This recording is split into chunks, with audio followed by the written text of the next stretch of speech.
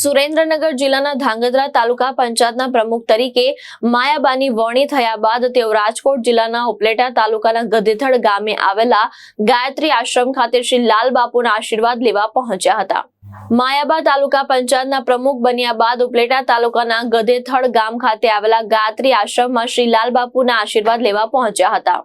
આ પ્રસંગે ગામ લોકોએ માયાબાને તાલુકા પંચાયતના પ્રમુખ બનવા બદલ શુભેચ્છા અને અભિનંદન પાઠવ્યા હતા। માયાબાએ જણાવ્યું હતું કે ગામ લોકોને સમાજના આશીર્વાદથી તેમને આ જવાબદારી મળી છે અને તે માટે તેઓ સૌના આભારી છે।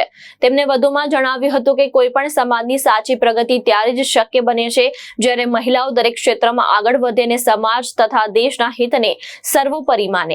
માયાબાએ સમાજની દીકરીઓને ભણી ગણી દરેક ક્ષેત્રમાં આગળ વધવા તેમજ સમાજ અને દેશનું નામ રોશન કરવાની અપીલ કરી હતી। તેમણે નિસ્વાર્થ ભાવથી સમાજ અને તાલુકાના લોકો માટે કામ કરવાની પ્રતિબદ્ધતા વ્યક્ત કરી હતી। આ પ્રસંગે ગામના આગેવાનો, ક્ષત્રિય સમાજના સભ્યો અને મોટી સંખ્યામાં ગ્રામજનો ઉપસ્થિત રહ્યા હતા। મારું નામ માયાબા દેવેન્દ્રસિંહ ઝાલા છે। ધાંગધ્રા તાલુકા પંચાયતના પ્રમુખ તરીકે મારી નિમણૂક થઈ છે। આજે ગધેથર બાપુના આશીર્વાદ લેવા માટે અમે પધાર્યા છીએ। બાપુએ આશીર્વાદ પણ આપ્યા છે કે તમે આગળ વધો, સેવા કરો, આપણા સમાજના દીકરીઓને આગળ લાવો।